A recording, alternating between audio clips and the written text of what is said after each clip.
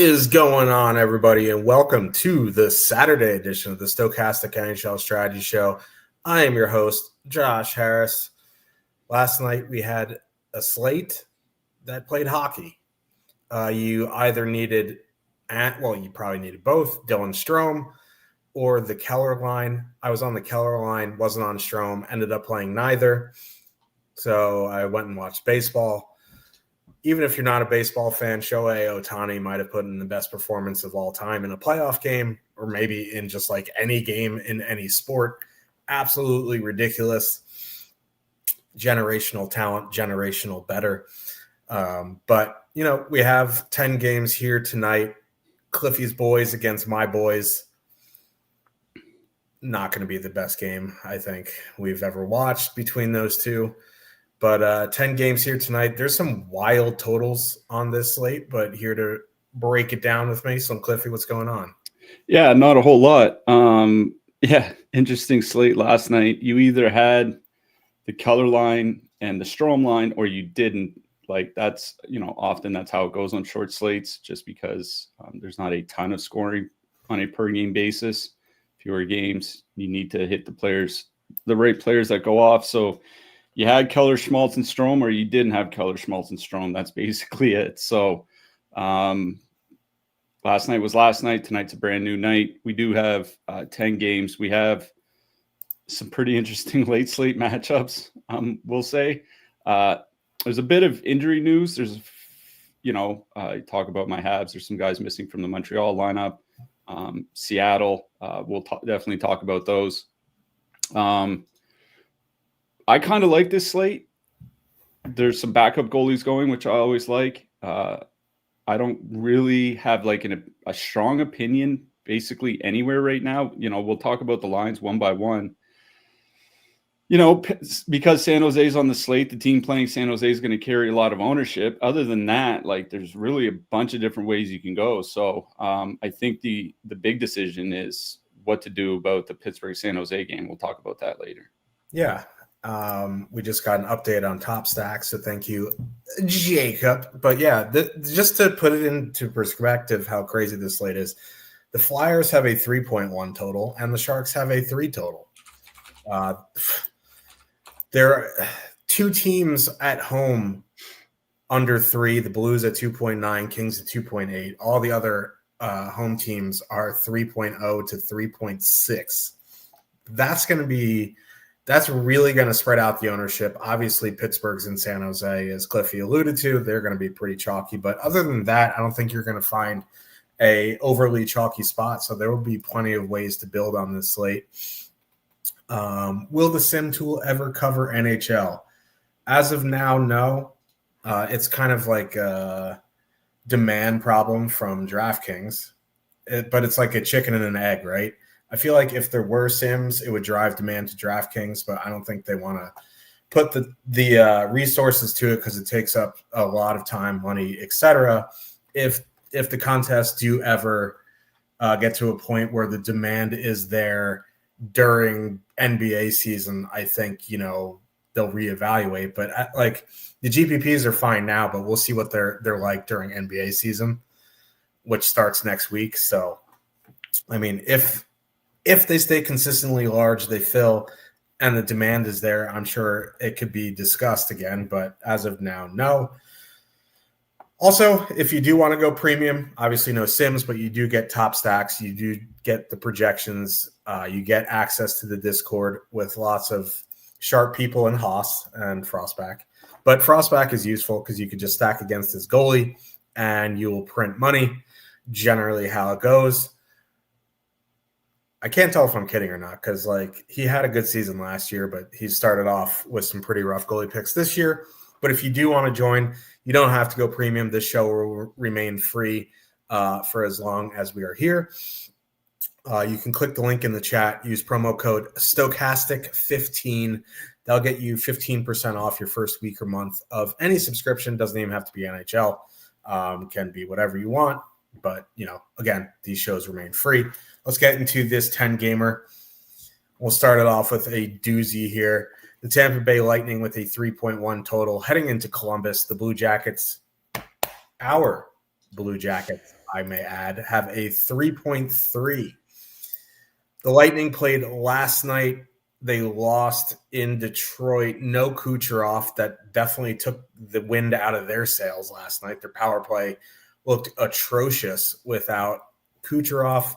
He's sick. They played last night. We may not have an update on him until warmups.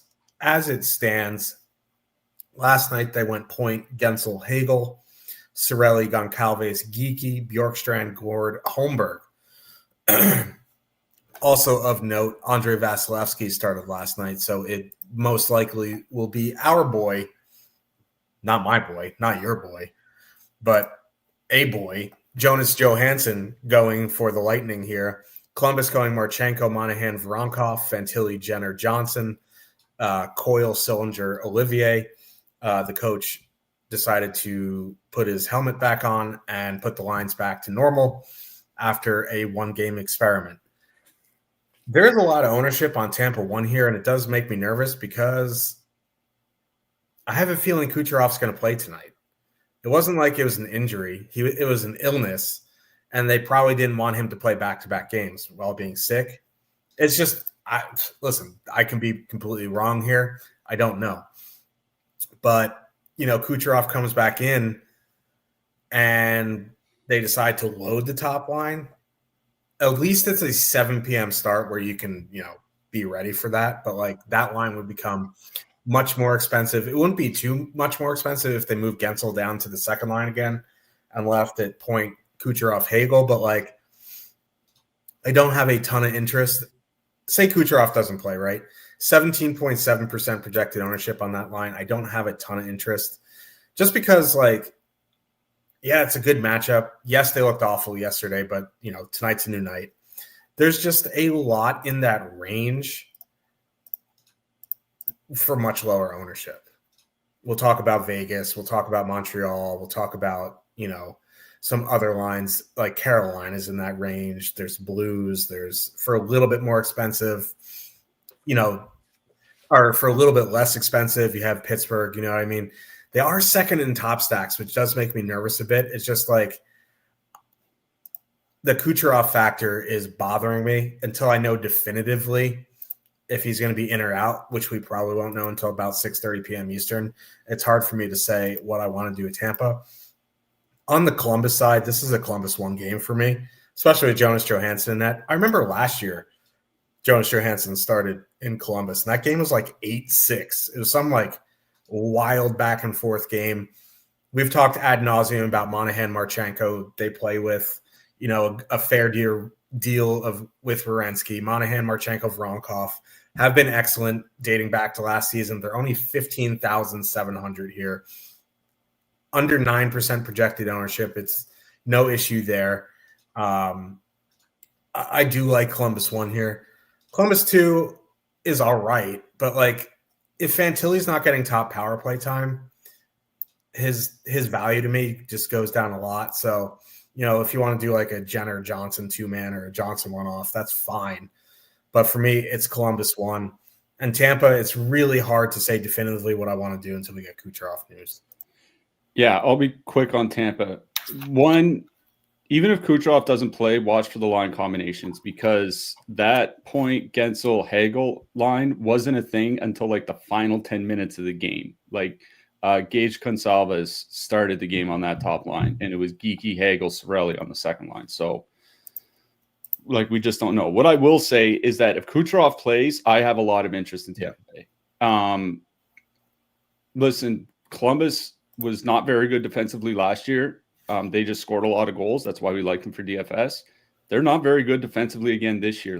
They're bottom 5 by shot attempts against per 60 at 5-on-5, bottom 10 by expected goals against per 60 at 5-on-5, bottom 10 by shot attempts against on the penalty kill.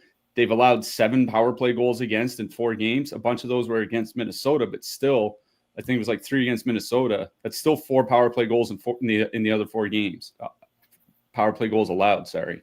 So, and if we do get news at warm-up that Kucherov is in, what's his ownership going to be? 1%? 2%? You know what I mean? So you have Tampa Bay in a great offensive matchup against a bad defensive team with a bad penalty kill, and Kucherov will be like low single digit ownership. Like I'm not.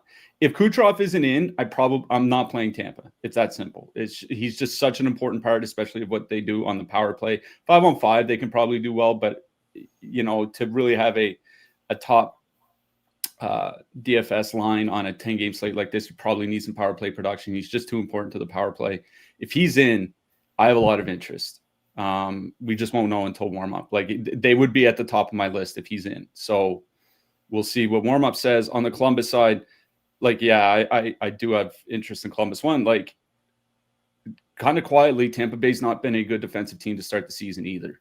Middle of the league by expected goals against at 5-on-5, bottom 10 by shot attempts against at 5-on-5. The penalty kill has been good. That's kind of what saved them. They have had a good PK.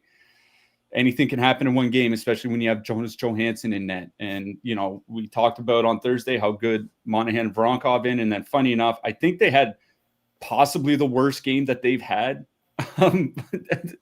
as a duo since Monahan got there last year. So, hopefully they bounce back. They have great numbers with Voronkov on the top line. They're perfectly correlated on the top power play unit. They play a ton with Werenski. They're coming in under 10% ownership against Jonas Johansson. Right now, I have a ton of interest in Columbus one. For me, they're like a top 6, top 7 stack on the night when you factor in price and projected fantasy points. Tampa Bay's probably number 2 if Kucherov plays behind Pittsburgh. We'll talk about them later. So for right now, I have way more interest in the Columbus top line, but if Kucherov plays, I can see myself making a late swap. Yeah. Same. I just might not be around for that. So that's on me, not you. Let's talk about your boys and my boys. They've been bad boys. The New York Rangers, the 2.9 total. Heading into Montreal, the Canadiens have a 3.1. Kirby Dach and Patrick Laine are out tonight, day to day. Caden Goulet out 4 to 6 weeks, lower body injury. Rangers goal scoring is apparently out 4 to 6 weeks as well, but we'll see what happens here. Montreal going Suzuki, Caulfield, Slavkovsky, Gallagher, Anderson, Jake Evans, then Bolduc, Joe Veleno, and Beck. Owen Beck, yeah. And then Demidov, Newhook, Kapanen.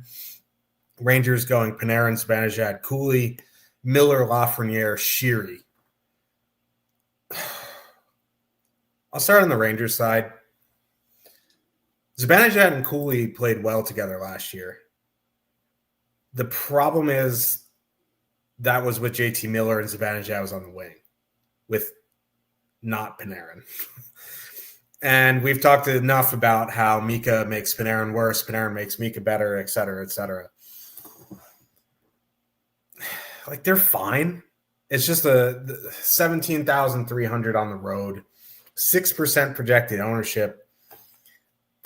If you get to them in 20 max, 150 max, fine. I don't think I'd play them in single entry. JT Miller, Lafreniere, you get both of them on the top power play. They're not super expensive. JT Miller can play with anyone, really. I don't love the combo, but, Montreal does take a fair share of penalties. Arbor Xhekaj, notorious minor penalty taker in the lineup, but, you can't really bank on him. I don't really love the Rangers here. If I do anything, I think it'd be some sort of power play stack, but that's more MME only. On the Montreal side, it's not Igor Shesterkin in net. It's Johnny Quick. Rangers love giving their number 1 goalies time off in Montreal, probably because that's Henrik Lundqvist's fault. That Montreal was a house of horrors for him, but I do really like Montreal 1 here. Suzuki, Caulfield, Slavkovsky. 18.5, 7.6% projected ownership. That price is fine for them for their minutes and role. Now with guys out, you may see them get heavy minutes. So that's the one thing.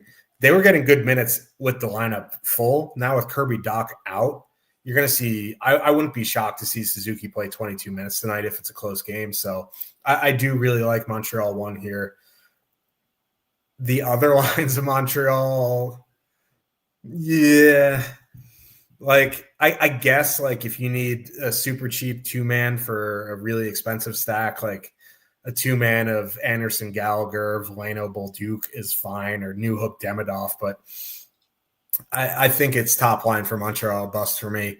Some sort of Rangers power play stack and MME makes some sense.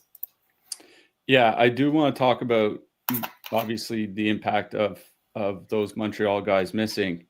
Number one, Doc and Laine were both on the second power play unit, right? It's like, who's left to play on the second power play unit? So that's why I think, one, you're going to see the top power play unit get pretty heavy, like heavy minutes, like 70 to 80% of the power play time. And like you said, I do think that top line plays quite a few minutes here tonight. Now, that Evans, Anderson, Gallagher line is listed technically as the fourth line. I imagine that's the second line here. Yeah, exactly. Because they were the second line for like a third of the season last year, especially after Doc went out. They didn't have anybody else, and they still don't have anybody else that they can really play 16, 17 minutes. You can't do that with the captain line just yet. They're fun to watch. They're just not that good defensively. You just can't do that against like JT Miller or whomever. So I think, I'm not saying play Gallagher, Anderson, Evans, but like if you are we'll talk about Colorado later. If you are making an expensive Colorado stack and you need two super cheap guys, like I think it does make sense. But yeah, it is a Montreal 1 game. Montreal 1's been one of the best lines in the league this season at 5-on-5. Their expected goal shares at like, 68, 69% or something like that. It's absolutely ludicrous. Good offensively, good defensively, obviously play together on the power play. Top 10 stack or top 2 stacks, over 10%. They're only one of 6 or 7 lines to do that on the slate here tonight. So yeah, I really do like Montreal 1, especially without Shesterkin in. It's not like John Quick's been bad since he got to the Rangers. He's been a good backup. He's not Igor Shesterkin. Like, that's just kind of what it is. So I really do like Montreal 1. And again, if you want to use a 2-man of like Evans and Gallagher or something like that, I think that's fine if you're using a super expensive stack, but it's a Montreal 1 game. On the Rangers side, like the fact that Montreal 1 plus that Dobson-Matheson pairing have all been so good defensively, it kind of takes me out of Panarin, Zibanejad, Cooley. Like, I do think it's a bad matchup for that line. That's why I would have a little bit more interest in the JT Miller line, because they are basically priced as a filler, right? Like they're, Lafreniere, JT Miller, and Connor Sheary are 13,400. You get Lafreniere and JT Miller on the top power play unit. On top of that, you talk about Montreal's penalty kill, or how they took so many penalties last year. Hasn't been as bad this year, but again, it's only been 5 games. It's like, let's see what it looks like after like 15 games. So just because they're priced as a filler and they're probably going to avoid that Suzuki line a fair bit, I do like Miller, Lafreniere, and Sheary here tonight. So it's a Montreal 1, Rangers 2 game.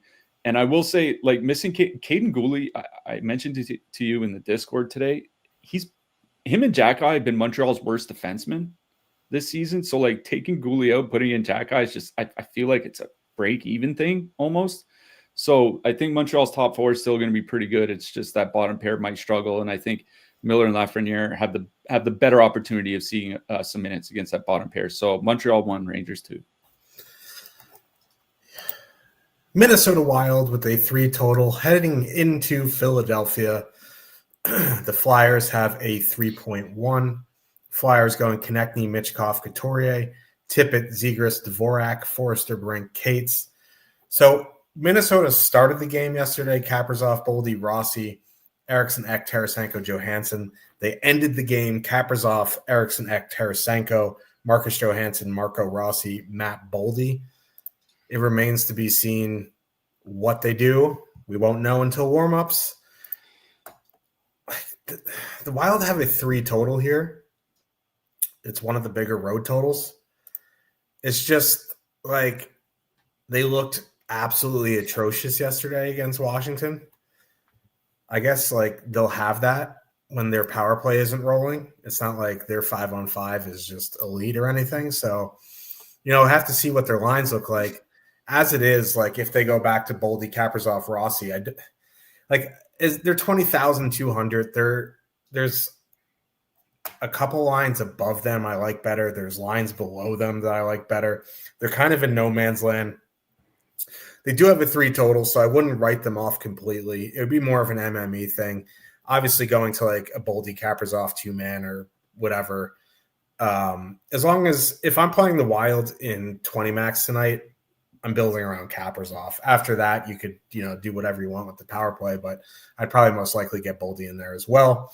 On the Flyer side, I was a little bit shocked to see them have a 3.1 total. I didn't trust Jake's numbers, so I went and checked 2 other places that confirmed it. I guess Jesper Wallstedt probably being in net aids to that. Like, he was awful last season. He is a decent goalie prospect. You just never know with goalies, but he was really bad last year. I think, I know a lot of people like going to Kate's Brink Forrester here at 10,600. They were using Kate's in a shutdown role the other night against against Winnipeg, and that game was just grinding to a halt. So I don't really want to go up against Joel Eriksson Ek, but Tarasenko being there is fine. So I think obviously the top line is my favorite, Konechny, Michkov, Couturier at 15.8, but at that price, I prefer Columbus one. So I think if you want a filler line instead of going to the Cates line here with 5.5% projected ownership, I'm going to go to Dvorak, Zegras, Tippett, 12,500 at 2.3% projected ownership. They'll see middle 6 matchups. And while that's not ideal, I think they have a higher offensive ceiling at half the ownership of Kate's Brink and Forrester. So it would be Minnesota 1, Philly 1, but I like the Tippett line as a filler here tonight. Yeah. For me on the Flyers side, it's probably Brinks, Kate, and Forrester. And there's a couple reasons for that. One, they've been the Flyers' best line. That's just, it's just kind of the way it is. So far this season, that Brinks, Kate, Forrester line, 3.5 expected goals for per 60, pretty much break even by shot attempts for and against. If you look at Brink, Cates, and Forrester, all 3 of them are at 1.5 expected goals per 60 or above at all strengths. These guys are actually generating really good quality. And the fact that they're going to go out against that Rossi, well, assuming it's Rossi, Boldy, and Kaprizov, that line, they've been pretty dominant at 5-on-5, but territorially. But we saw last night how things can go really wrong when they have an off night. And, the fact that they're 10,600 means you can fit them in with, your Tampa Bay, your Colorado, things like that. So I do have interest in that line. I do think the Flyers have 3 playable lines here. I'm not super concerned about Minnesota. I think the big reason why you might want to play that Flyers top line is because the Flyers power play has actually not been that bad this season. It's a little bit below league average, and a little bit below league average compared to where they've been for the last 3 or 4 years is, a quantum leap in offensive production. So the Minnesota penalty kill still isn't anything to write home about. The Wild are giving up the 3rd most shot attempts against per 60 minutes on the PK, 5th most expected goals against per 60 minutes on the PK. This is a good power play matchup for the Flyers. So I think that's what's working in favor of Konechny, Michkov, and Couturier here.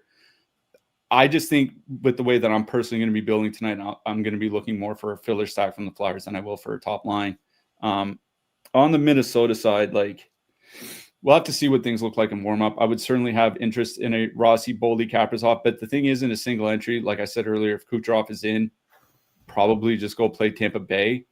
If you do want to get an expensive line combination in, with low ownership, we'll talk about Winnipeg in a little bit. We'll talk about Carolina in a little bit. There are other spots to go. So Minnesota is not really a priority for me here tonight in single entry. For me, it's weird to say. The Flyers are more of a priority for me, and I do like that Cates line just because they've been generating some pretty good shot quality here early in the season, and we saw Minnesota really struggle with that last night. Just thinking out loud here, I wonder if Jamie Drysdale's time as the power play quarterback is limited now that Yam Cork is healthy. I mean, it doesn't matter. But the thing is like the power play has been better, right? With him running it. And I mean, so far this season, it's only been 5 games or whatever. But the fact that their expected goals is actually like over 8, their actual goals is at like 7.5. Like those are numbers that the Flyers power play haven't seen in 5 years. So like I don't know if you can take them off just yet. Yeah, it's true. I mean, Tortorella notorious for just nuking power plays. But anyway, Dallas Stars with a 3.1 total heading into St. Louis. The Blues have a 2.9. Blues with new lines here tonight. Robert Thomas, Dylan Holloway, Jake Neighbors, Buchnevich, Suter, Snuggerud, Kyrou, Shen, Matty Joseph. Looks like Duchesne and Harley are game time decisions. And Lundqvist. Again, with Dallas, like I can name you the lines: Rantanen, Hintz, Steele, Robertson, Johnston, Bork, Sagan, Duchesne, Blackwell. But like they run pairs and then they rotate everyone else. So on the Blues side, like I do kind of like this new top 6. It's just not tonight. It's especially if Harley's in. It's just not the best matchup. I will say, if you do want to take a stab at Suter, Buchnevich, Snuggerud at 13.7, I'd be more likely to do that on this slate than Thomas, Holloway, Neighbors at 19.4. 5,700 is a big savings. It's a nice looking line. It's a filler you can get to an MME. At 19.4, that top line is just in a range where I can't prioritize them at all in single entry. If you get a tiny bit of them in MME, that's fine. So it would be that Buchnevich, Suter, Snuggerud line as a filler. It's not a priority filler for me, though, but if you get there, you get there. The Dallas side, it's just pairs again. The Blues are a decent defensive team. There are issues on the penalty kill, so I'd stick to the big guys here. Hintz, Rantanen, Johnson, Robertson. You want a power play stack ahead, but until they start running concrete lines for more than 8 shifts at a time, I'm probably just sticking to pairs with the Stars. I mean, 8 shifts feels like the higher end of the outcome of one of these lines staying together. That's the thing with Dallas is, they basically have 6 forwards worth playing, and those 6 forwards play across 3 different lines. So it is what it is. What I will say about this game in general, I mentioned it in our Discord, is that Logan Mailloux is getting healthy scratched. And not to go too long into it, but there's an analyst whose stuff I read quite a bit. His name is Chris Watkins, and he made a good point that I think holds up pretty much across the NHL, is that the defense position is a weak link position in hockey. And what that means is one very bad defenseman can sink an entire line. Like think of sink like everybody that's on the ice with him. Like think Ryan of like Lindgren. Ryan Lindgren's one. Think of Travis Hamonic in Ottawa, and then his one game in Detroit.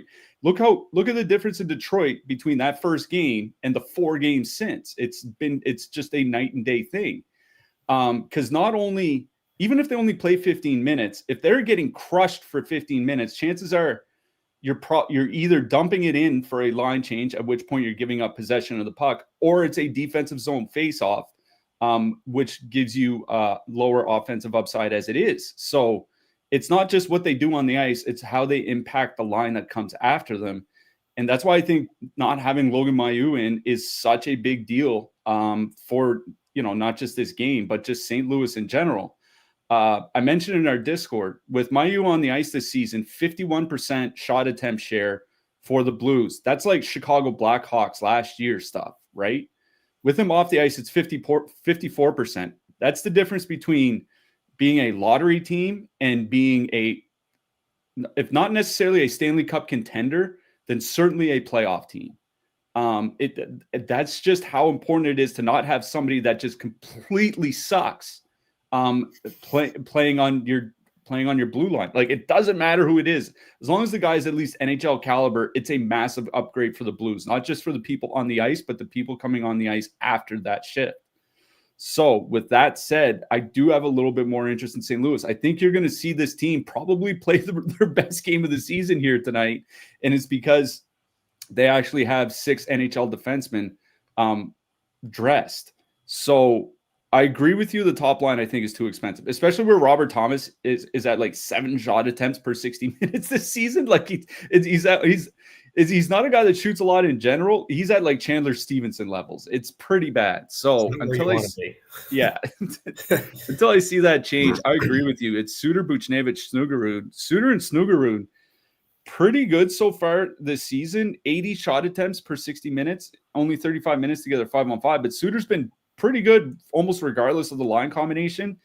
And the Blues shot share is over 60% when Suter's on the ice without Logan Mailloux. So like I think this is going to be a very good line. So 13,700, Buchnevich, Suter, Snuggerud. And listen, Dallas, pretty quietly, Dallas has not been that good at 5-on-5 so far this season. They're giving up the 5th most shots in the league.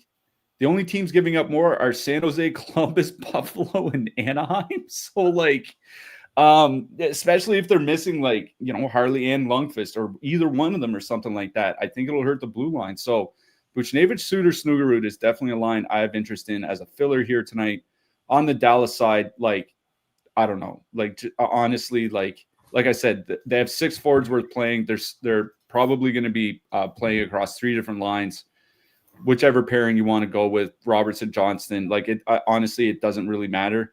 I don't think like there's really a whole lot of Johnston and Robertson from Hintz and Rantanen. I'd probably play Hintz and Rantanen just for the ice time, but I think I'm just out completely on Dallas here tonight. For me, this is more of a St. Louis game, and I like that Suter line. Interesting.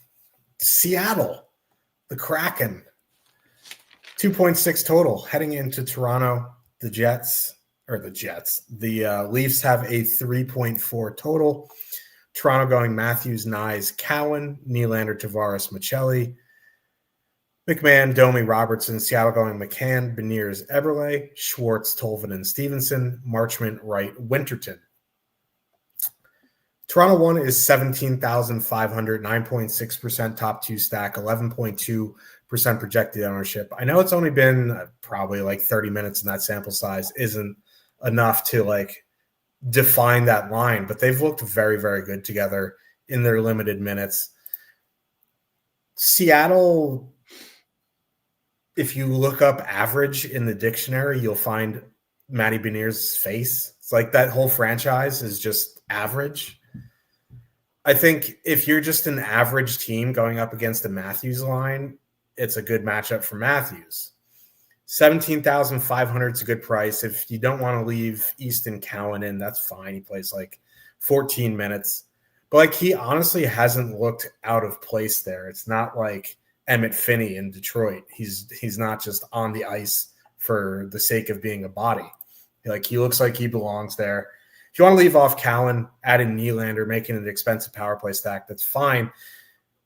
Joey Decord's in net, and that's the one thing that's giving me a little bit of pause before I'm loading in like a $21,000 Leafs power play stack. He's a good goalie. I think I'm more likely just to go Toronto 1 or Toronto 2. I prefer Toronto 1. They're only $600 more. Their top 2 stacks almost double. So it would be Toronto 1 for me. Toronto power play stack is fine. On the Seattle side, like the Leafs blue line is what they thought what am I saying? They are who we thought they were, just not great. Their penalty kill is not great. So like, I don't want to make a habit of stacking Seattle with a 2.6 road total on a 10-game slate. If I had to choose a line, it'd be Beniers, McCann, Eberle at 14.5. But like at that point, I'll just save the $800 and go play that P.S. Suter line. So like, I'm pretty much out on Seattle. If they happen to get into your enemy mix, that's fine. This is a Toronto 1 game for me. Yeah, as Clayton mentioned in chat, no Brandon Montour here tonight. He's dealing with some family things, so he's not playing. So the top pair is going to be Vince Dunn and Adam Larson in all likelihood. The second pair is Ryan Lindgren and Cale Fleury, and the third pair is Josh Mahura and Jamie Oleksiak. That doesn't look good, man.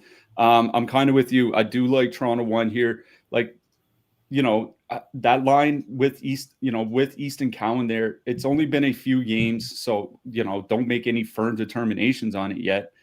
They have looked pretty good. 63 shot attempts for, 45 against per 60, 3.2 expected goals per 60 at 5-on-5. He's getting like 14 minutes a game. It's not a ton, but he's not priced as if he needs a lot either. Like Austin Matthews has, 4 goals in 5 games. And he's getting shortchanged by his shooting percentage at 5-on-5. Like he's generating like 1.5 expected goals per 60 at 5-on-5. Like he's generating a lot of quality. Just he hasn't gone on that hot streak yet. And we see Austin Matthews go on those hot streaks a couple times a year where he'll have like 16 goals in 14 games or something like that. It's ridiculous. Against a Seattle team where those second and third defense pairs look very suspect, and the lines, like I think the Beniers McCann Eberle line is legitimately good. So far they're at 70 shot attempts for, 57 against per 60 minutes. Like that's actually fine. Though the second and third lines are, no matter what combination they have, especially with those defense pairs, I don't think are going to be good defensively. I agree with you. The one thing that really gives me pause is going up against Joey Decord. But I really do like that Toronto top line, Matthews, Nyes, and Cowan. If you want to drop down to the second line, I mean, no issue with it. But the fact that the Matthews line is only $600 more expensive, I think that's where I go. At 11% ownership, 9.5% top 2 stack, the leverage, it's a bit of negative leverage, but it doesn't really matter to me. I really do like Toronto 1 here. On the Seattle side, like, I had a bit of interest in Seattle 1 just for 2 reasons. 1, they're not expensive. They're under 15K. 2, the top power play has actually been solid to start the year. I mean, again, I think they've only played 4 games, maybe 5. But 9.5 goals per 60, 9.5 expected goals per 60 generated for the top power play unit. That feels like a miracle considering how bad Seattle's power play has been in for, I don't know, their entire existence. But, without Brandon Montour there, they're basically a 1 defense pair team. So whenever they're not out there with Vince Dunn at 5-on-5, like I think they might struggle to move the puck. So if anything, it would be McCann, Beniers, Eberle. But at this point, considering with no Montour, I think it's more of 20 max 150 type thing. Maybe then you consider them. Other than that, this is a Toronto game through and through. And I really do like Toronto 1. Yeah, that Lindgren and Fleury pairing is going to feed generations. Nashville Predators 2.4 total heading into Winnipeg. The Jets have a 3.1. Winnipeg going Connor Shifley, Velarde, Iafallo, Taze, Pearson, Nemestikov, Niederreiter, Nyquist. Nashville going Forsberg, Stamkos, O'Reilly. Evangelista, Svechkov, Yost, Marchessault, Bunting, Haula. So Winnipeg one's 20,900, 11% top 2 stack, 2.9% projected ownership. They're expensive. 20,900 is not cheap. Here's the thing. They don't go out against top comp at home. Sometimes they do. Yeah, I think they might without Adam Lowry. Yeah. I think they might. Regardless, right? I was going to follow it up with I'm not sure it matters. It doesn't. Because the O'Reilly, Stamkos, Forsberg line wasn't great defensively last year. This year, the Haula, Marchessault, Bunting line's getting run over. Evangelista, Svechkov, Tyson, Yost, those are just 3 guys. You can't tell me they're real. It's just not a line. So it doesn't matter to me, the matchup. 2.6% projected ownership in a good power play spot, fully correlated against a bad Nashville team. I'm interested. it's just a price thing, right? 20,900 is pretty expensive. I think the only Colorado one is more expensive here at 22,300. So, like, do you want to spend $21,000 on a line on a 10-game slate? They are, sixth per top stack. They do have very low ownership. They're fully correlated. I think there is a lot of merit to playing them here tonight if you're comfortable spending that money. The depth of Winnipeg, I see almost 8% projected ownership on Tays, Iafallo, Pearson. Like, that line would have been sick in 2013, not in 2025. They are 8,900, so if you are like power play stacking the Avs, I guess you could go like Tays Pearson or Tays Iafallo or something like that. But like at that ownership, it's going to be a pass for me. On the Nashville side,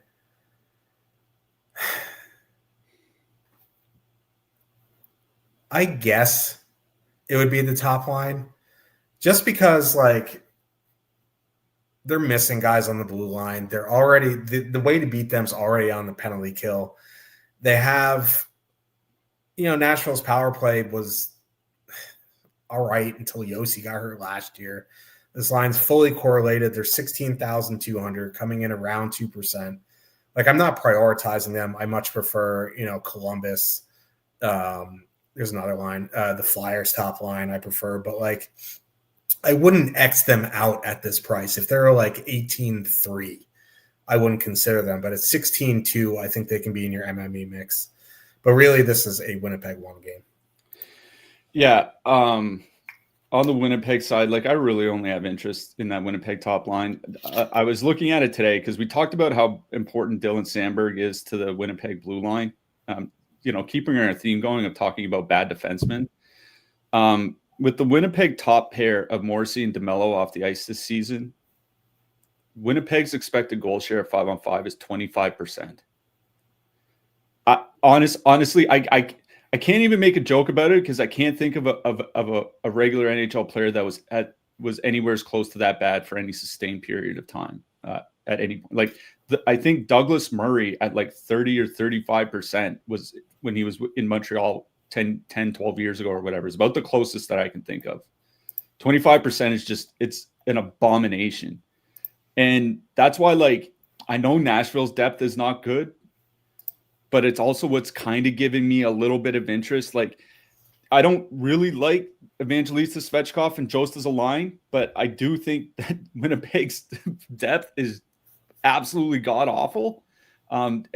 Injury-related, but god-awful nonetheless. So an Evangelista Svechkov two-man, an Evangelista one-off, like something like that, I think that's fine. I do think there's merit to playing Nashville one here, just because they are perfectly correlated at 16,200. Winnipeg's penalty kill, typically, last year, certainly, it was definitely not a strength of the team as was their 5-on-5 defense. The Winnipeg penalty kill this year also hasn't been that great. What has been great is Connor Hellebuck and a .955 save percentage on the penalty kill. That's going to come down eventually. They are allowing a lot of shots.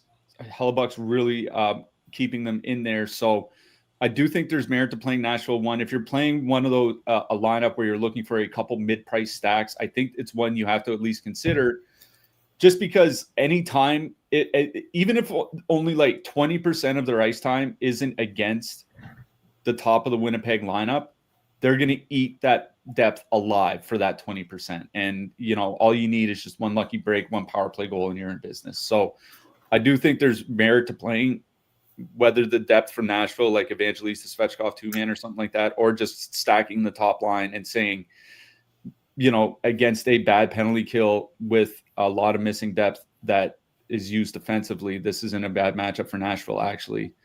They're not a priority for me. If I was 20 maxing, I probably would have at least like one, is kind of what I'm saying. It is a Winnipeg one game. I don't have interest in the Winnipeg depth. Like, if I wake up tomorrow morning and Vladislav Nemesnikov beat me, it's just one of those like, well, Saturday sucked. So it is all about the Winnipeg top line. They are playing like it's over 55% of their ice time with Josh Morrissey, which is exactly what you want. Their power play, I was wondering how the power play would perform without Nikolai Ehlers. It's just as good as it was last year. So they have a great power play. They're going to see minutes, at least 18, if not 20 plus. And they play a ton with Josh Morrissey. I do like Winnipeg one. I have, Pittsburgh's going to rate higher just because of their matchup against San Jose. If Kucherov is in, I would have Tampa Bay higher. But if Kucherov is out, I do think this is one of the better expensive stacks on the board. But kind of quietly, I do think this is a sneaky Nashville game here. Yeah, and Velarde is very key to that power play. He goes down. It's a mess. Speaking of messes, Boston Bruins with a 3.2 total. Okay. That can't be right. It's 2.4. 2.4. I don't know why I left it at 3.2. I was going to say, that is just strange. Boston with a 2.4 total. Heading into Colorado, the Avs have a 3.6. That makes me feel much better. Boston going. Okay, so Morgan Geekie got moved off the top line. Yeah, they had morning skate while we were on the air. Zaka is on the top line in Geekie's spot. Geekie's still on the top power play unit. Hampus Lindholm is officially a game time decision, but he was practicing on the second power play unit, so I assume Hampus Lindholm is back in as well. That's big news for Boston because they couldn't stop a nosebleed with him out of the lineup. So yeah, with Zaka's with Pasternak and Lindholm now. That's the only line that really matters. Colorado going McKinnon, Netchus, Lehkonen, Nelson, Nishushkin, Landeskog, Colton, Olofsson, Drury. On the Boston side, like David Pasternak one off is fine, but I'm not full stacking anything. I guess if you got to some Boston one and MME, that's fine. It's not something that I'm super interested in. 2.4 road total is just not something that I live in single entry. But again, I'll never say no to a Pasternak one off. The interesting thing is what to do with Colorado here because that top line is 22,300, 14.4% top two stack, 2.3% projected ownership. Now, Arturi Lehkonen got taken off the top power play for Victor Olofsson. Victor Olofsson's $3,000 cheaper. So if you want to do like McKinnon, Netchus, Olofsson, that's 19,300. That's a much better way to get Colorado in. The one thing that does give me pause with that is like Boston's still pretty bad at 5-on-5, and Arturi Lehkonen is an excellent 5-on-5 player. That does make me nervous. But 22,300 on this slate is something that I don't really want to spend, regardless of 2.3% projected ownership. So I think if I was going to do Colorado, I'd leave off Lehkonen and add in Victor Olofsson. You could leave Lehkonen there in your MME sets and stuff. Like for me, like Cliffy and I have talked about, it's just like we're both kind of on the same boat where we don't want to spend that much on one line on a biggish slate. If it was like 4 or 5 games and the other options were just awful, yeah, it makes sense. But on a 10-game slate with so many lines in that 16 to 19K range, spending 22,300 isn't great for me. So if anything, I'd leave off Lehkonen, add an Olofsson, make it 19,300 a power play stack, and go about my day. Pasternak went off on Boston, but meh. Yeah, to your point about David Pasternak, projections, even with that 2.4 total on the road in Colorado, he has the second highest winger projection behind only Kirill Kaprizov. So, like, there is merit to playing him as a one-off. It is a perfectly correlated top line. Like, you know, with Zaka there, all of a sudden, I think it's like 17,400. So, like, they're reasonably priced. I agree with you. Like they're in that Nashville one bucket where if I'm 20 maxing, 150 maxing, that's one thing. In a single entry, I don't know if I would get to them. So yeah, not a lot of interest in Boston for me, at least not amongst their forwards, not stacking wise. Again, if you want to play Pasternak one off, like, you know, if they do get like 4 goals here tonight, it's probably because David Pasternak has a big game, right? So I think Pasternak one off is fine. Stacking, otherwise, I'm out. On the Colorado side, like the reason they moved Olofsson there is that Colorado power play's not been very good. 92 shot attempts, 6.2 expected goals per 60. Those are not only below league average generally, but well below league average for a top power play unit. So, Victor Olofsson is a shoot. Like, he is a very good shooter. Like, whatever else you might think of him, he is one of like the best snipers in the NHL. Don't ask about the rest of his game, but he is one of the best snipers in the NHL. So I don't actually mind that change. And like you said, if you put him in Lekkonen's place, all of a sudden that stack is under 20K and it's a lot more palatable. Boston, Jeremy Swayman has generally been fine this year. I certainly wouldn't put their last game up on him, but Boston's defense has been like average at best at 5-on-5. So, this Colorado top line sitting at 83 shot attempts per 60 minutes. And, they play, 65% of their time with the Makar-Taves pair. Like, they do make a point to put Makar and Taves with the McKinnon line of 5-on-5 all the time. Boston took more penalties than the league average last year, like gave up more power play opportunities. This year, they're 5th in the league for power play opportunities given to the opponent. Again, Colorado's power play has struggled, but if you give these guys 4 or 5 cracks, it could be a long night for Boston. So I really do like Colorado 1 here tonight. The only question for me is whether you put Olofsson in the stack or not. Honestly, I'd be kind of fine with just going McKinnon, Natchez, Lekkonen, and then adding in Olofsson. You know what I mean? Just because he's so cheap. The other is because Lekkonen's still probably going to play 18, 19 minutes. He'll play with the empty net, like those types of things. So that's probably what I would do, is just stick with the top line and then throw on Olofsson just because he's so cheap. I really do like Colorado 1. Colorado 2, I think, is also in play at 15K. I do worry about ice time, but they've been generating quite a bit. They actually have been generating more shot attempts per minute than the top line has. And they don't play with Makar. Like, that's how good they've been. Nichushkin over 21 shot attempts per 60. So, like, I do like Nelson, Nichushkin, Landeskog, but for me, this game is all about Colorado 1. And like I said, probably adding Olofsson to it. Yeah. I mean, didn't Olofsson almost have 30 goals in a season? Like, but then, like, he barely played after that because he, couldn't. Yeah, he had 28 goals a few years ago with Buffalo, and he had 15 goals in 56 games with Vegas last year, playing 14 minutes a game. So, like, he is a good goal scorer. It's just, he just doesn't do a whole lot else. That's why he moves from team to team. Yeah, he's terrible defensively, but whatever. Don't need that for DFS. Carolina Hurricanes, the 3.2 total, heading into Los Angeles. The Kings have a 2.8. Carolina going Jarvis, Aho, Ehlers, Stankov, and Blake Hall. Svechnikov down on the 4th line. The stall line is the stall line. Kings, Kopitar week to week. So they're going Kempe, Kuzmenko, Deneau, Fiala, Byfield, Joe Armia, Fogle, Moore, Turcotte. I think Laferriere gets the power play spot for Kopitar, they said. I don't remember. It wasn't Brant Clark. I know that much. Yeah. We'll have to see. But no, the last game was Alex Turcotte. Turcotte. Yeah. That's a big opportunity for him. So Carolina won 19,900, 5% top 2 stack, 0.4% projected ownership. It feels bad that their ownership is that low. Like, I like them from the sense that the Kings are a mess, but the problem is, like, the mess put a better defensive center on the top line than Kopitar, and they'll still see Mikey Anderson. Like, Deneau is a better defensive player than Kopitar at this point in his career. I don't want to spend 19,900 to go against the Kings' best.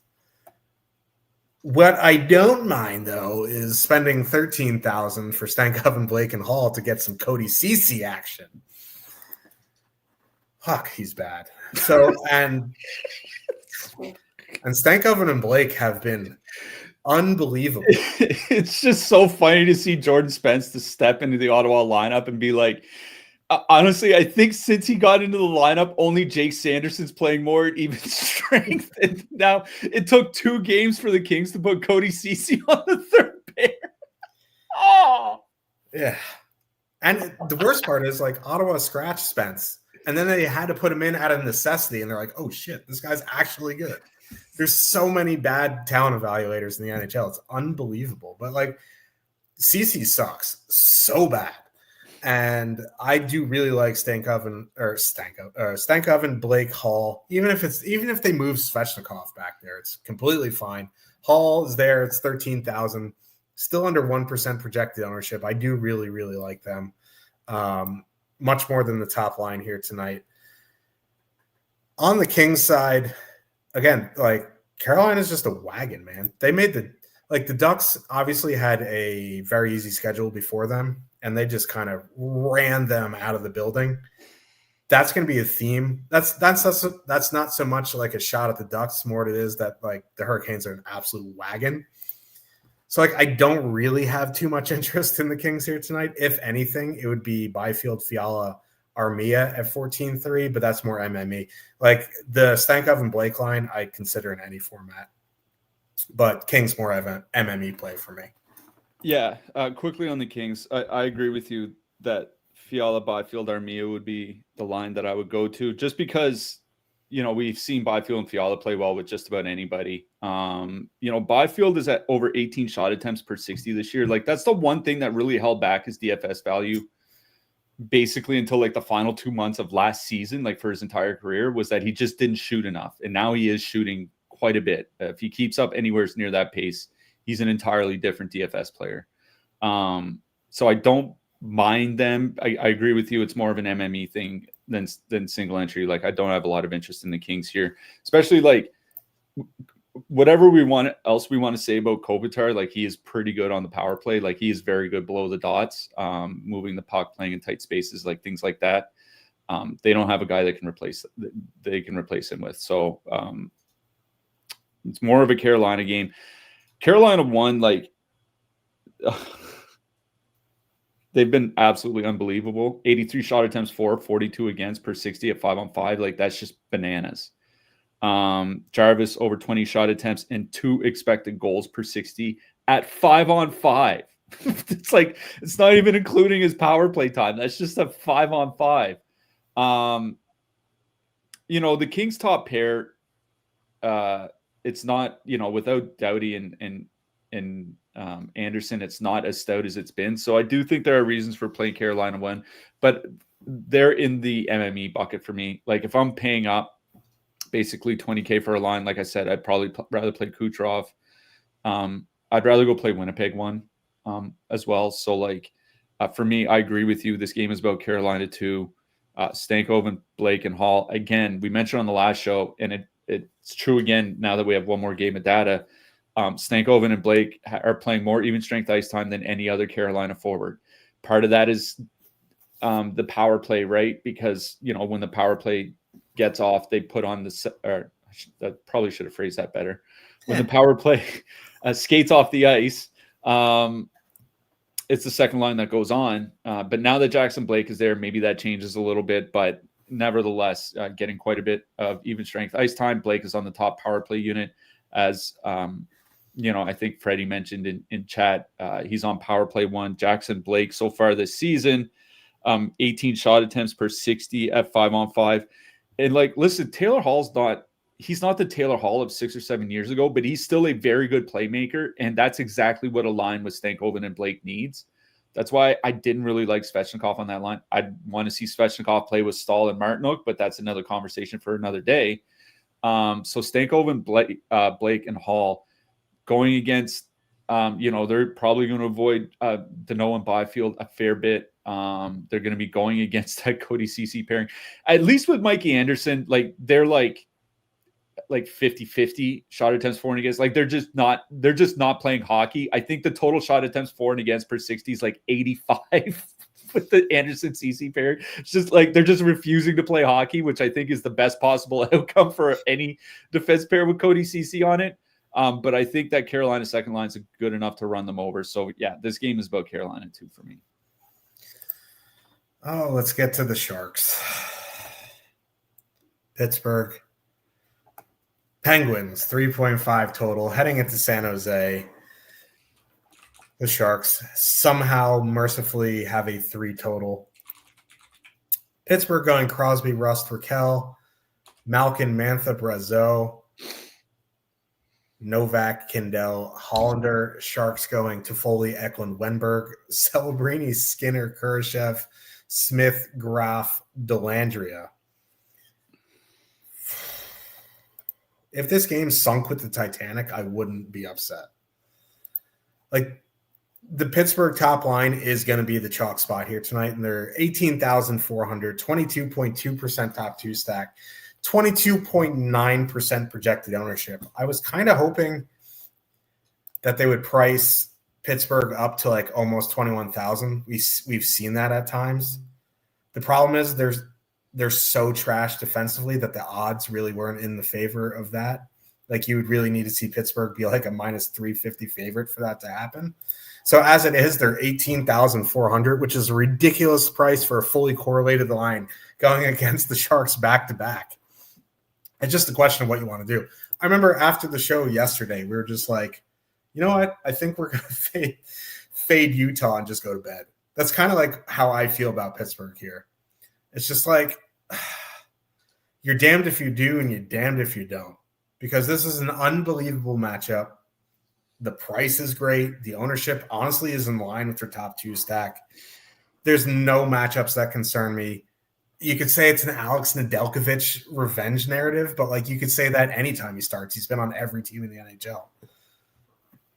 What can you say? Like, I really like Pittsburgh 1. It's just a matter if you want to play them or not with the ownership. I'm leaning towards fading them because there's other spots that I like better, or not better, but they're much lower owned.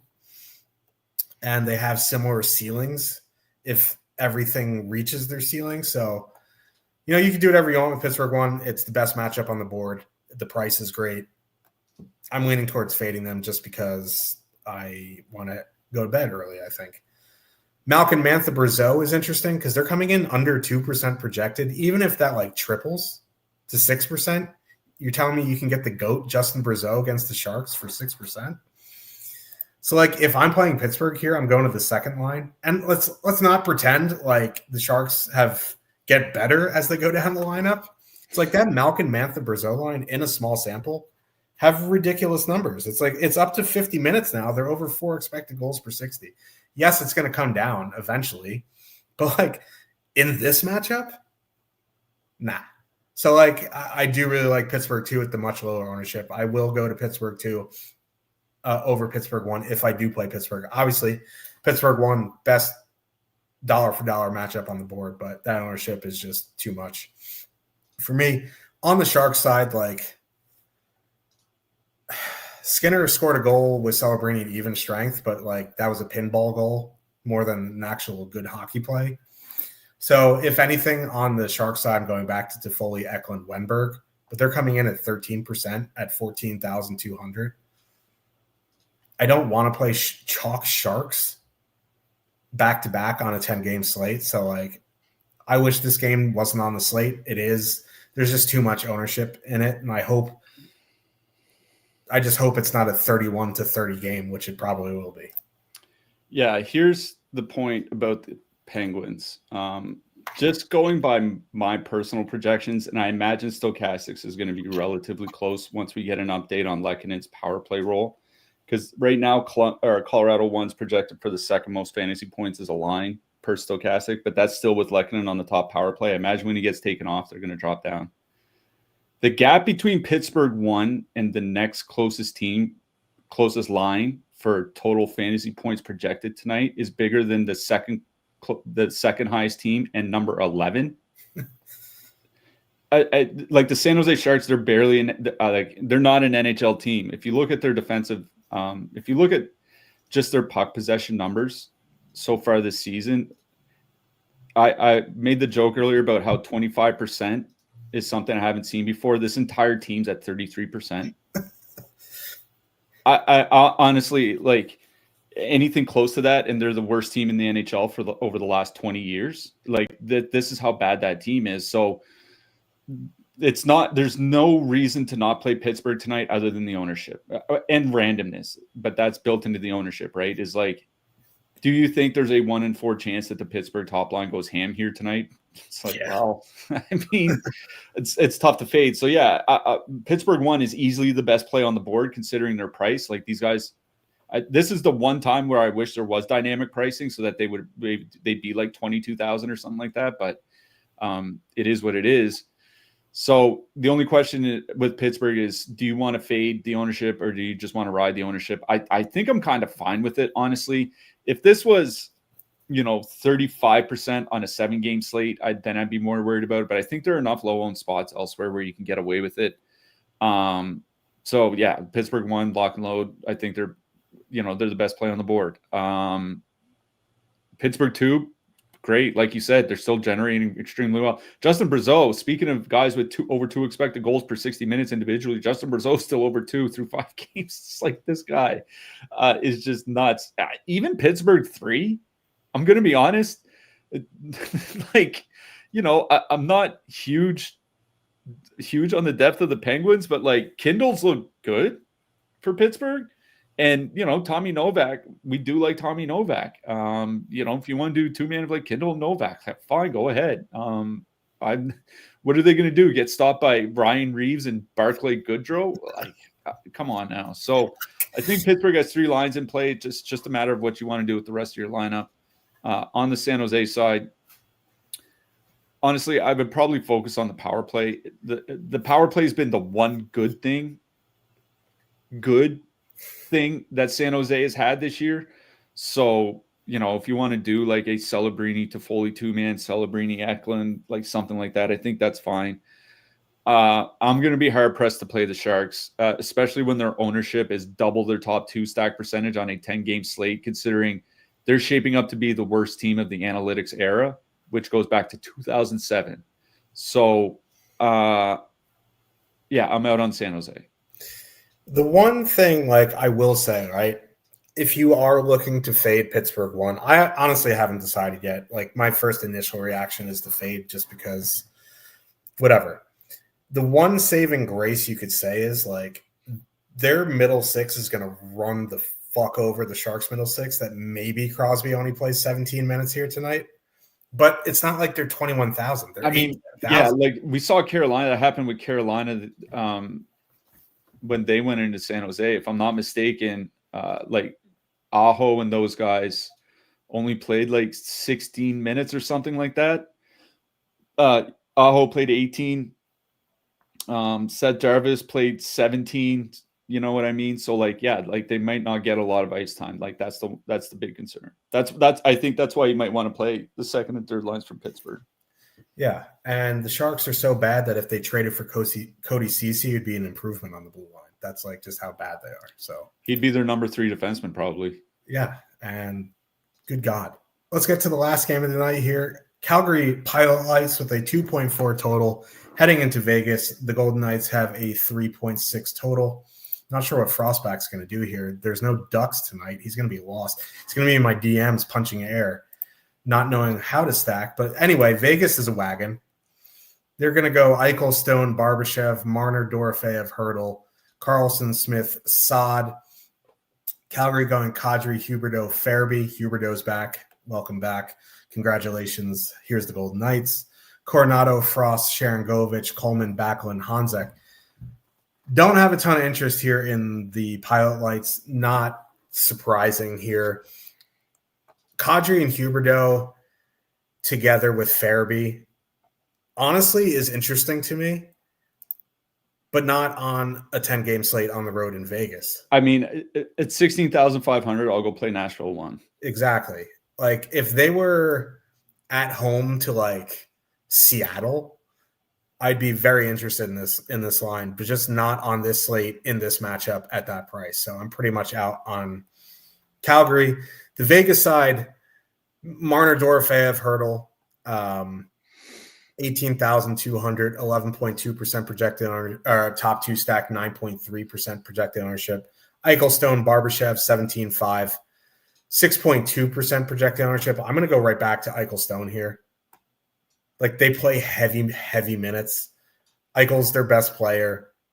If you want that Marner line for a little bit more expensive, like no issue whatsoever.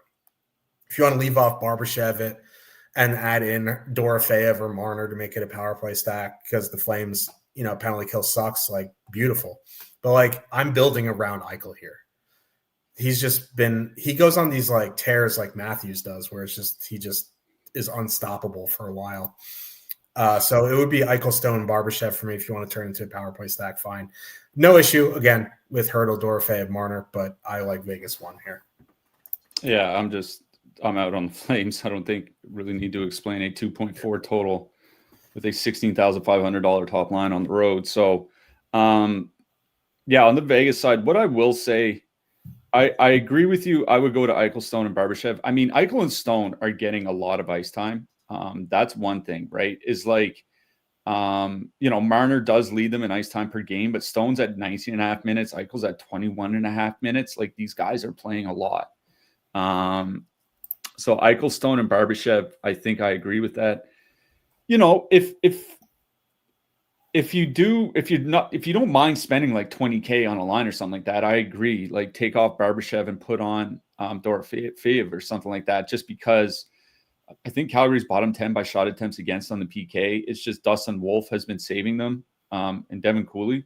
He had a really good game. Got a shout out Devin Cooley. But Vegas's power play, 10 expected goals per 60 minutes, 130 shot attempts per 60 minutes. They're just excellent. So, Eichel, Stone, Barbashev. If you want to take off Barbashev, put on, Dorofeyev or Hertl or something like that, I think that's fine. What I will say is that Carlson, Smith, and Saad, they haven't necessarily played well together, but, Carlson does get a decent amount of minutes. He's at like 16 minutes a game. Smith and Saad, they get less, but I think at 9,200, 2 out of the 3, like Carlson plus Smith or Carlson plus Saad, something like that, is a nice like filler spot if you do look to get expensive elsewhere. But yeah, for me, I agree with you. This is a Jack Eichel, Mark Stone game. It's just a matter of what else you want to do besides that. Yep. Before we move to defensemen, just want to shout out my internet. I'm running the MMA sims in the background right now. If I did that on my old computer, you wouldn't see me until Thursday. But shout out, good computer. Actually, it was Cliffy who helped me get this computer. So let's talk about – I'm an idiot. Let's talk about defensemen. Top of the board, Makar, Werenski, Yossi. Not really a shock there. Yossi, honestly, is in a sneaky spot here at 6,900. It's a great price for Yossi. I really do like both Makar and Werenski. It's just if you're using Colorado 1 and Makar, you're literally playing like Sharks 4 with them. So like maybe if you do like an Olofsson Makar 2-man or something like that, it's fine. I really like Werenski with Columbus 1. Yossi, I think, is in a good spot. The mid-range is interesting as well. Like there's some guys that I really do like in the mid-range. Punts, not so much, but what are you seeing?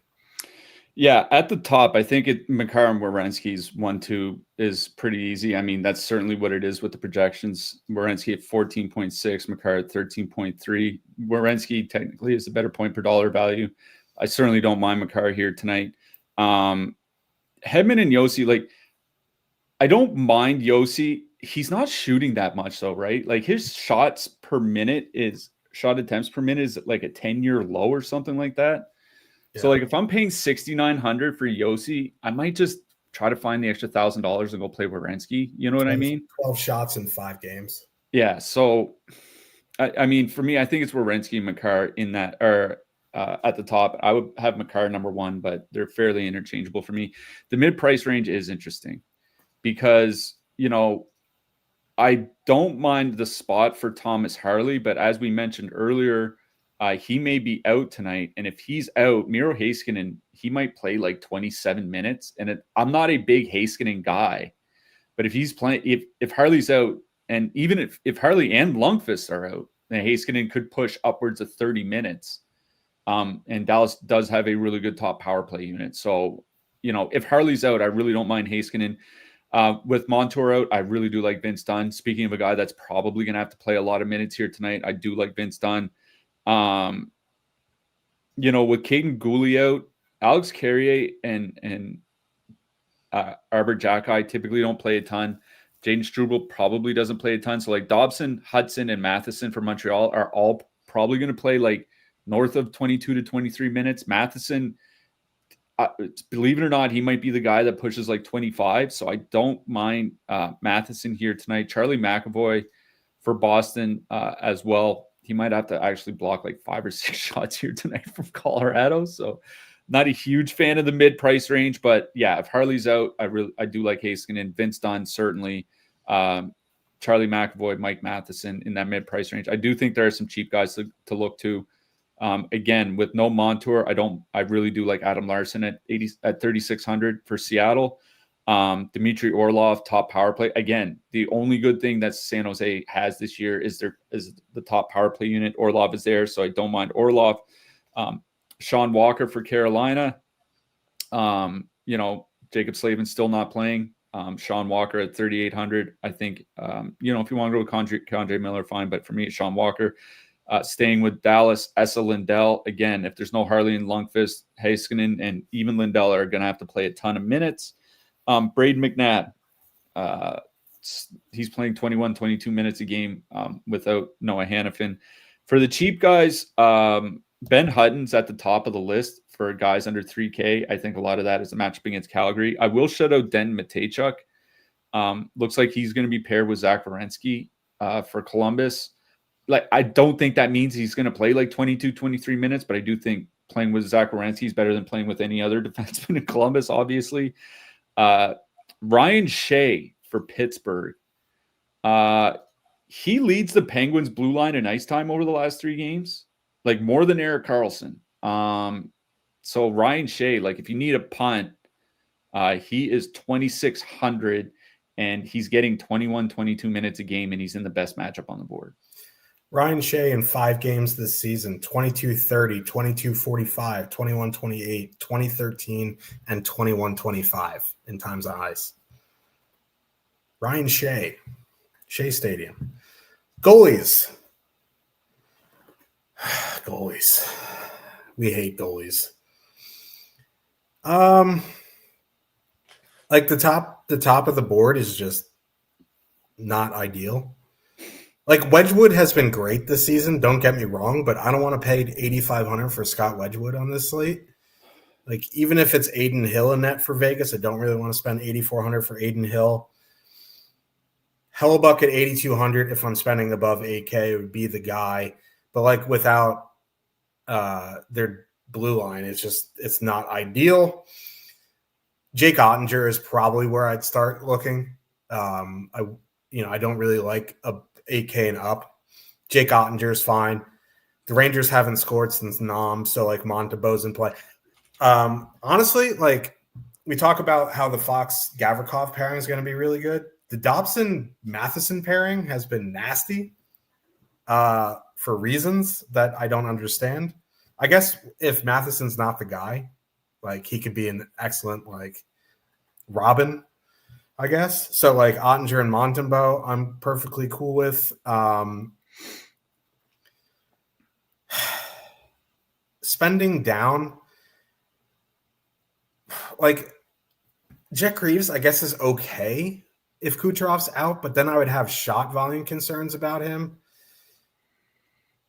Saros at 7,200, like Joey Decord, I think is the guy I'd go play at 7,100 if I was spending down.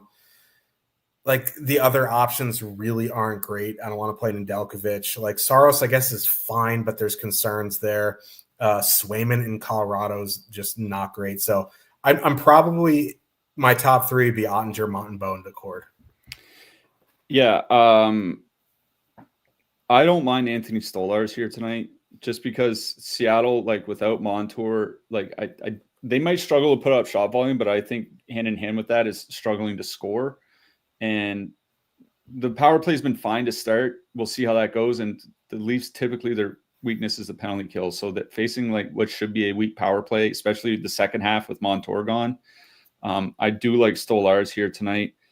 I'll shout out Connor Hellebuck. Like I don't really love the $8,200 price, but Nashville can struggle to score at times. We've seen that for like the last, 12 months. So I don't mind Hellebuck. I'll shout out Archer Shilovs, I guess. But like what I worry about with San Jose is exactly what happened last night is they get like 3 goals on 22 shots or something like that. Like that's what worries me. So for me, it's more Stolarz or Hellebuck for the expensive goalies. For the cheap goalies, like number one is Decord with a bullet. The Leafs power play is just not good. Like without Mitch Marner, they're still trying to figure that out. If Seattle can kind of hold them at bay at 5-on-5, Decord could have a pretty good game here. So I like Decord.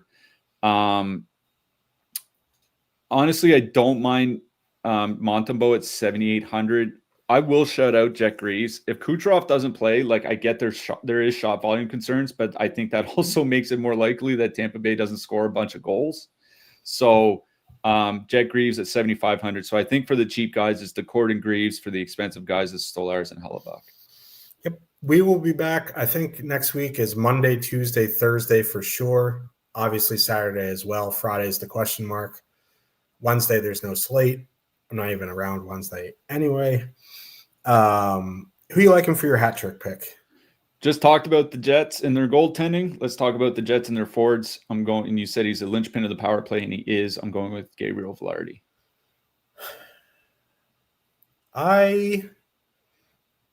No, I can't do that. Relax, Josh. Relax. You know what? Like the Rangers they've been playing fine, but they've been losing. So Montreal's a house of horrors for them. Little boy goals, Cole Caulfield. Oh, I love it. Hopefully you're right. Hopefully. Yeah, so like play Scott Morrow instead of calling him up to put him in the press box. Anyway, no time for that. Good luck, everybody, tonight. We'll see you guys Monday, 1:30 p.m. Eastern. Good luck tonight, everyone.